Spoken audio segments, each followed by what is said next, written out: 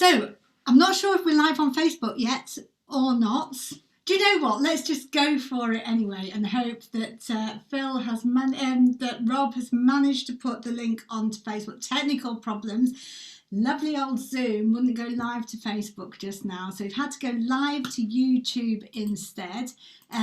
So as I said, we're hopefully going to link through from Facebook. Welcome to this Leeds by Example Lunchtime Live. Once again with me, Peg Alexander, general journalist, bod around town. Another lunchtime event talking to the people in Leeds, and we're doing all they can to make workplaces and businesses as sustainable as possible. We're talking about zero waste, zero carbon.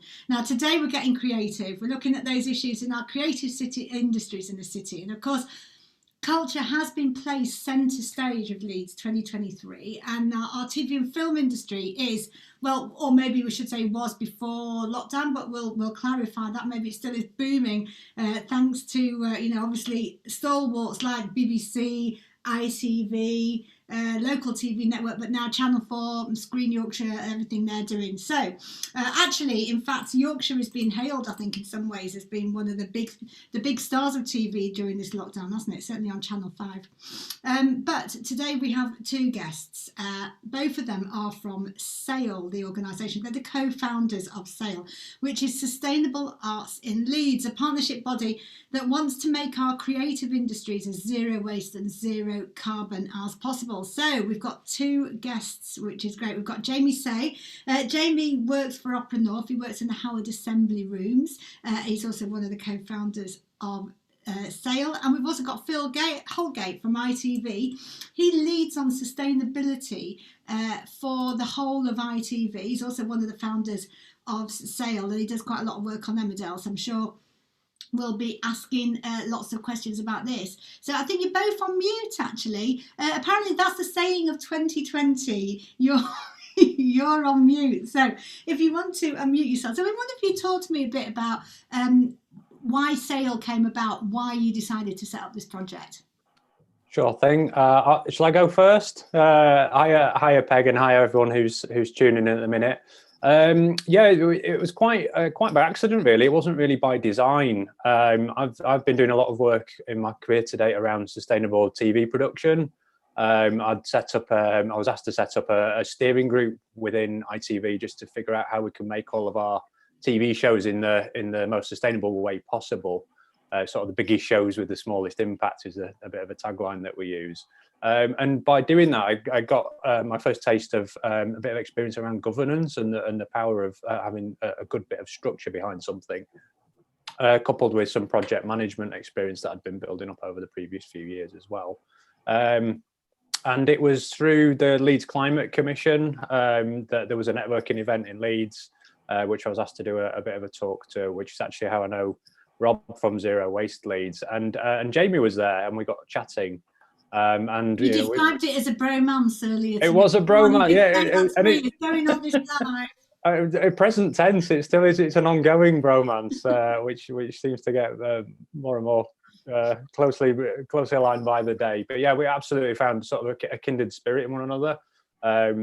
Jamie, obviously, as you mentioned, works for Opera North, so coming from that sort of performance, live theatre and touring perspective, we had a lot in common, and it really sort of fired up a bit of a passion in my belly to figure out, actually, is there something better and bigger that we could be doing collectively, even if it's just keeping in touch and sharing some of these experiences, because we're both using lights, we're both using costumes, we both build sets. Surely we've got a lot of commonalities, and at that point, potentially, you can find some common solutions as well. So I went away and thought about it, and I mentioned it to my line manager, and I said, "Isn't there a shame there isn't really a bit of a group set up?" There is one very similar that already existed in Manchester, called the Manchester Art Sustainability Team, who I know a couple of people who take part in that. But of course, we never follow Manchester. So we looked at that and thought, how can we do it better? Wrong side of the Pennines. But it was a little bit of a proof of concept that potentially there's some appetite out there. So I mentioned it to my line manager, Matt, and I said it's a real shame there isn't something like this. And he just literally said, "Well, why don't you set something up then?" and walked off. And that was it. So I got back in touch with Jamie and said, look, there's a few people I know around the city, mainly in film and television, but maybe with some of your contacts as well, and reach out to a few people through the Climate Commission. Let's see if there's any appetite to form something a little bit more formal. And that's really where Saye came from. Yeah, I'm going to hand over to Jamie because otherwise I'm just going to waffle on inanely. I think you've nailed it all. I mean, we sort of haven't really officially launched Saye yet, but we kind of have, because we were going to have like a really big glitzy launch event in April, and then COVID came along and ruined everything. But we have, we've started accepting members. And I mean, we've only been doing that for the past month, and we're already up to like 30 members or something now, right, of like loads and loads of different organizations. So, we've got the, obviously got ITV and Opera North, like the big kind of like huge hitters, I guess, in the creative and cultural sector. But, we've got all sorts of scales of organizations right across the creative and cultural spectrum. And it's really great. We get together, we talk about common challenges, we try and help each other. And there was like a really great light bulb moment in one of our first organizations where it was an LED light bulb moment. Sorry? I hope it was an LED light bulb moment. Oh, of course. Yeah, very, very sustainable. Low watt, 5 watt LED light bulb moment. Where one member came and said, oh, it was a very specific challenge. And then just another member fired up and was like, oh, I've got a contact who can sort that. And I just went to Phil, I was like, oh, it's working. This is amazing. So yeah, it's really fantastic. And it's been really amazing to see the hunger that's out there from creative and cultural organizations who really do want to make a difference. Because you've got this wonderful dual perspective that you can bring to this, whether it is opera, whether it's theatre, whether it's visual art, whether it's TV, whether it's poetry, music, and that is the ability to also influence the story and talk to people about it and get the message out there, as well as the very practical things that you can do as kind of users of resources and users of people who move everyone around. I should say, if anyone's watching us on YouTube today, because we couldn't go via Facebook, please do join in. We've got it open in front of us, so we'll see any comments. So please do chat, and we'll bring those comments into the conversation. I mean, Phil, you were telling me that you've obviously been working on Emmerdale and you've done some stuff on Corrie as well. How easy is it to get concepts like zero carbon into a storyline? Yeah, I mean, I think that the soaps are an absolute gift, and you're quite right in what you've said there around, I think the arts and culture has this unique selling point, if you like. It's got this platform that can reach out to people and communicate like no other medium. And I'm a huge advocate of that. And we've been really keen as Saye to make sure that we've put that into our mission statement, to use that for good, effectively, and help change people's perceptions around things. And there's some really great examples that we've used on screen. And going back a few years now, at a time where we didn't have plastic carrier bag bans and things like that, we introduced them into a shop to say we've got reusable shopping bags. It's a really small thing. And looking back now, you just think, well, why are you telling me that? But at the time, no one was really doing that. And so to show that normal good behavior on screen, but in a real matter-of-fact way, nobody's really talked about it. It got mentioned once. But it's been our biggest selling piece of merchandise for the past 5 years. Everybody wants a reusable David shop bag. And we saw the success of that. And we started to have a really close look then around, well, what else can we do? So, we made sure that we could get things like recycling bins were dotted around the village, as you would expect to see, but they were used. They were all put out on the same day. We started taking away things like plastic. Have you got a sort of autumn version of Zero Waste Leeds there? Almost, but not quite. Yeah, maybe there's something. Weatherfield recyclers. Let's chat about that offline after this meeting. There might be something in it. Yeah, but even things like taking the straws off the bar in the Woolpack and replacing them with paper. That wasn't happening at the time, and it was a time before Blue Planet and the real sort of step change. And I just think there's so many different things that you can do, but you don't have to do it in a way that really shoves it down people's throats either. It's quite subtle. So yeah, it's just that tagline I've used so many times. Let's normalize good behavior on the platforms that we've got. And I do feel that the tide is starting to turn, because getting the creatives engaged in that's been a real challenge. But when you talk to them, they are on a personal level, they're really engaged on that level. But trying to then get that to filter through to kind of their day job, if you like, from an editorial perspective, it just wasn't happening. And is that because people, I don't know, Jamie, is that because a lot of creatives will think it's a bit earnest, a bit dull, a bit boring? I mean, it's pretty hard to get the message into opera, let's face it, isn't it? Because, you know, your stories are standard. I wouldn't say that. I mean, we're about to have a performance of Acis and Galatea pretty soon, which is... I'm going to nod like I know what that is. So same here. I've never seen it personally, but the way that we're going with the story is that there's one character who is like a nymph who is against the building of HS2. So we're going to have there's going to be. I think it's going to be really cool. I'm really looking forward to seeing it. I saw an email about it the other day, saying, you know, this is what we're thinking of doing, and we're going to put like an environmental theme around it. So it is possible to do with opera. And, you know, as Phil said, you know, it is about normalizing that behavior. And, you know, it's climate change isn't a kind of that kind of, you know, that old trope of it's, you know, it's only people who eat celery and only wear hemp. It's just like, it's just not true. Like climate change affects everybody. It's not a political issue. It's an everybody issue. So well, it is, and the ability, especially in the soaps, to put in one-liners even, or things like that link things that happen in everybody's day-to-day life to climate change is absolutely massive, isn't it? Because suddenly you can have people make connections that they might not have made otherwise. I mean, many years ago, I used to run campaigning organisations. We were all desperate to get the storylines into soaps because that way you got, you know, for your campaign, you got people talking about it. We've got Leeds 2023 coming up. I mean, are we managing to, at a strategic level, to get issues of sustainability, zero carbon, zero waste put into the kind of framework for Leeds 2023 at all? Yeah, I believe so. Obviously, neither of us work for Leeds 2023, but we have one of their team who sits on our governance, on our steering group. So very much got a finger on the pulse in that perspective.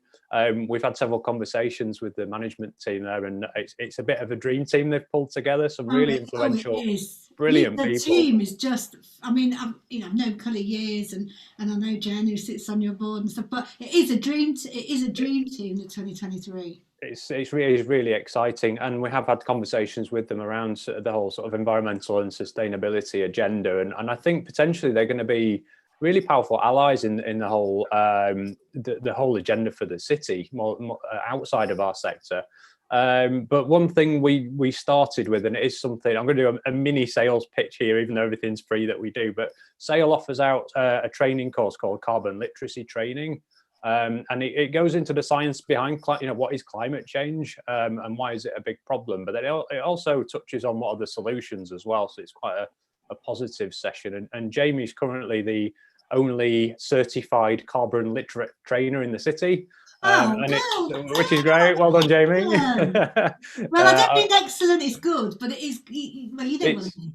It's great, yeah, and so what we did with an organisation like 2023 is we offered them the training, and that just changes hopefully their mindset, and also gets them open to thinking about what they can do, how they can influence things, and just sort of harness that power that they own and take responsibility for it as well. So I think that's been a really great starting point. Really excited to see what they do over the coming sort of months and the next few years, really.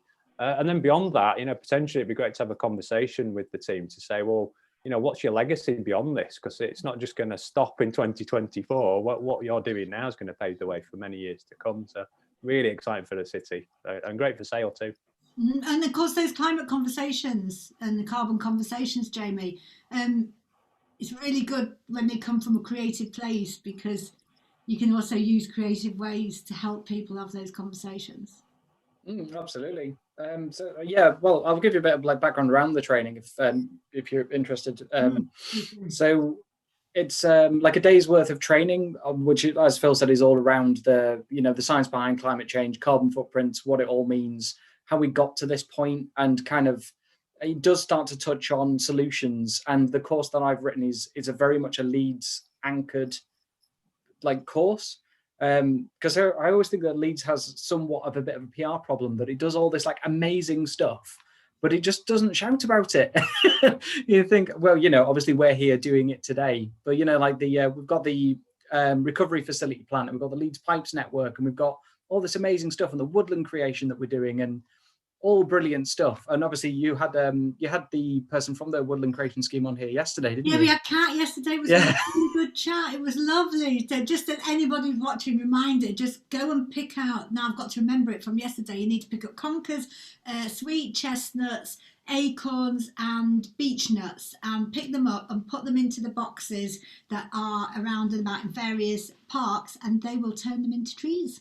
I think that's so brilliant. And I think, it's part of the job of Saye is to kind of raise that awareness and hopefully push that kind of the messaging out of like what Leeds as a city is doing through our kind of creative and cultural organisations. But yeah, so the carbon literacy training kind of does all of that sort of stuff. But one of the really great things about the training is that you can make it super specific for the audience which you're delivering it to. So I've rolled it out across pretty much, I think about 80% of Opera North now of our 250 staff. Does that mean you deliver it? You don't want to hear my singing voice, trust me. I used to be the lead singer of a metal band back in the day, so Oh, come on, give us a thrash metal version. No, you're all right. Give us the thrash metal version of Carbon Conversations. But yeah, it's when I delivered it to like the costume department of Opera North, for example, we did very specific talking around the fabrics and textiles that can be used and how you can, and the kind of water impact of cotton production, for example. And when I was talking to the touring departments, it was all around modular sets and that kind of thing. And then I did a training session with Leeds Playhouse really recently as well, and that was again, what what constitutes good set design, for example.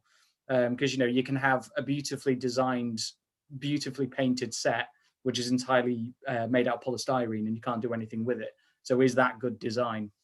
And like carbon literacy is really great for having those conversations, getting people to think around what it is they do and think about how to do it in a sustainable way. It must be working, because my husband, right, he has a reclaimed bricks business, and Leeds Playhouse borrowed some bricks from him for one of their sets, and then afterwards gave the bricks back to him. That's really cool. I'll take credit for that. It's working.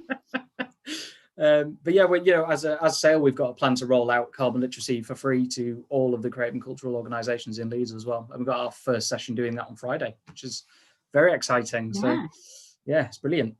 Talk to us a bit more, Jamie, then about, you mentioned there about sets, you mentioned trucks, you mentioned various things. What are some of those big challenges that a lot of the people in kind of creative industry have around becoming more carbon neutral? Lights, what are some of those things you can change? The lighting's an interesting one. I mean, there's a kind of common misconception that stage lighting is really like wasteful, but actually it's not that bad. There was a study that was done, I think, in 2008 around like the West End and West End electricity usage. We found that on-stage lighting was only equivalent of like 5% or 8%, I think it was, of the total of a theatre. And it was like front of house lighting and stuff is actually a much, much higher impact, because your stage lighting, you're not going to have all of it on at 100% all the time. So you'll only have, some lights on at 50%, some on at 70%. And advances in technology now have meant a lot of lights on stage are LED. I know, Phil, like one of your studios is all LED now, isn't it? Yeah. Yeah, we've just converted our second, but my day job, if you like, one of the plates that I spin currently is to convert the rest of the Emmerdale studios to low energy lighting. And conversely, it's actually the opposite for TV that it is to theatre, because especially for studio based shows, the lights, they can be on for 10, 11, 12 hours a day, and really pumping out some serious heat as well in your traditional sort of incandescent lighting. Whereas we move to the low energy stuff, it's about 80 to 90% more efficient. So, not only is it going to massively impact on your carbon footprint and bringing that right down, but you're not then having to cool the spaces as much, because it's not pumping out the heat. It's going to save you a little bit of your energy bill. For anyone who hasn't been in a TV studio, the thing about it is you go in the morning and it's freezing, because of course there's no heating, because as soon as the lights go up, honestly, it gets so hot. There's so many crew who spend their entire careers in shorts and t-shirts. Yeah, that's just not the case when you get into low energy studios. So it's just a case of keeping that nice ambient temperature. So it's kind of like a win-win. You haven't got the heating and cooling element, but then you haven't got the big power draw of your studio lights either. So that's significant investment from ITV, which is really pleasing. That they've really bought into what we're doing. Admittedly, we will save a little bit of money on the electric bill. But we're not a charity, so that's a good thing. And plenty of lessons learned as well. And it's kind of a really good news story for the city that we can share and really promote some of the good stuff we're doing collectively as a group of part of Saye as well as from an ITV perspective. So yeah, it's really exciting. What are some of the other stories that you've heard from other creatives about things that they've done? I think it's a really interesting one because you talk to some of the organisations and they're quite embarrassed that we don't really do anything, and then you hear about something and you go, oh my god, I'm struggling to think of anything off the top of my head, but I know we've got Prime Studios sit on our steering group. Of course, they're down on Kirkstall Road, yeah, and TV studio.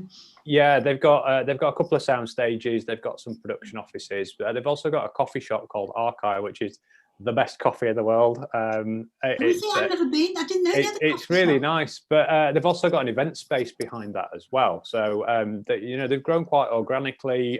They've kind of begged, stolen, borrowed to get to where they are. But the thought that they've put into that space is incredible, and they've got a big push. Everything's sustainable, everything's low energy. The menu that they serve and the food is all local. It's organic. It's seasonal. A lot of emphasis on vegan and vegetarian menus as well at the minute. But you talk to them and they say, well, no, we're not really. We're a bit behind the curve on sustainability. I'm like, you're not. You're doing amazing things. If everyone was doing what you're doing, then half the problem would be solved. And they communicate it out quite well as well, just in online social media and things like that. And I think that a part that Saye can play in that is to really sort of amplify those really good news stories and get it out there into the public domain. And then hopefully, more and more people will take some inspiration from that. I mean, is it a stereo? And I was going to say not unfair is the wrong word because actually it's fair. It's a nice thing to do. But is it an incorrect stereotype to assume that creatives are generally concerned about climate change? I can't answer for the entire sector. All I can say from my experience is that whenever we've started to speak to organisations, it's been pushing it against an open door.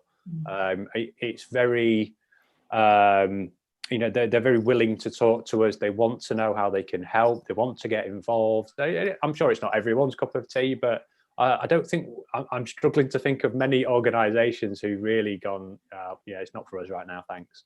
And it doesn't matter. So James alluded to it. It doesn't really matter the scale of the organisation either. We've spoken to some individual artists and a bit of a two-man band, if you like, who are almost hand to mouth and running really small charities, doing some amazing work. Just as keen to do some good stuff as Opera North and ITV are. It's just different scales, but with the same principles and the same mindset as well. So I think that's really given us a bit of an insight to the future, really, and really allowed us to think that we were on the right lines with what we were trying to do with Saye, because we are very much solution focused. We're all about getting on with it. Let's find the solutions are out there. If they're not, then what can we do about it? Trying to find solutions to common problems and sharing that information as well is kind of what we're all about. I mean, there must be, though, a bit of a worry at the moment, which I guess it makes it all the more important that Saye's here and doing what you're doing, that clearly, the arts and cultural sector, absolutely probably one of the worst hit by what's gone on with the pandemic. For a lot of us that work in it, certainly for us freelancers, it's not the best place in the world to be at the moment. And I know a load of organisations just got some government help and support last week, which is really, really really welcome. But money's going to be really tight for a lot of these places, even with that help and support. Still, compared to what people have lost, it's going to be quite a challenge to keep issues like sustainability high up on their agenda, when actually the big issue they're facing is just existence and staying. I guess, Jamie, it makes it all the more important to have the work that you're doing at Saye, and the fact that you are all rooted in the creative industries yourselves. Yeah, absolutely. And there is an element to sustainability. It does branch a bit further than just environmental responsibility, like environmental sustainability as well. So there's being environmentally responsible often goes hand in hand with being financially responsible and not wasting things, and trying to do more with less. So it's about kind of cutting down your energy consumption, which will save you money. It's not chucking away things refusing things that you don't need, so you don't chuck them away, which costs you less money. It's cheaper to recycle things than it is to send it to landfill. Quite often the things go hand in hand. So I think hopefully we have quite an important part to play, as creative and cultural organizations try to rebuild in a more sustainable way post-COVID. Yeah, it's what that better means, doesn't it? And build back better. What does better mean? And I desperately hope that better means a greener, more sustainable world. Yeah, it has to be. We're marching on to 2030, which is when Leeds as a city has said it's going to be net zero by then. So there's been by the Leeds Clean Air Zone that was supposed to come in. I think it was originally going to be September, and then it got pushed to January, and then eventually they've said actually pollution levels have dropped so much that there's kind of no case for it anymore. So there's been some things that I hope we can somehow keep a hold of. Yeah. Lower pollution levels. That's something we need to keep fighting for, I think, as we kind of try to build back. Yeah, and I guess just sort of to finish off, really, you'll be keeping out there, so doing that. So what is next for Saye then? And what messages have we got? What should we all, as kind of individuals or anyone that works in creative industries, what message do we need to take away? Firstly, join Saye. It's free. We are saye.org. By all means, come and join up and be part of this. It's really exciting, even though I'm completely biased in saying that. But yeah, Jamie, do you want to add to that? I was just going to literally just say join us. Yeah, so basically join, what was it? wearesaye.org, isn't it? It is, yes. Yeah. Yeah. And I guess for everybody, just think about the practical things that you can do. And Jamie, clearly you can give loads of advice to people on those practical things. Think about the training course. Yeah, and if people join up a Saye again, they're entitled to the training. So absolutely come and have some training with us. Yeah. I think the biggest thing for me, for individuals, is that it's not one person's job. If you're part of an organisation or you're a freelancer like yourself, Peg, or whoever, everyone's got a part to play, and it's down to the decisions that people make. We have choices to do certain things, and it just needs that thought and maybe a bit of a shift in your mindset to go, actually, is this the right thing to be doing? Do I need to buy this thing in this plastic packaging, or can I buy something that isn't? For example, can I cycle or maybe walk to work instead of taking the car? There's little choices like that we all make every day, and collectively and cumulatively, they can make a huge difference. So that would be my bit of advice to pass on to everyone. Yeah, make the right choices. And if you are someone who's getting a message out there, get the message out. Get the message out.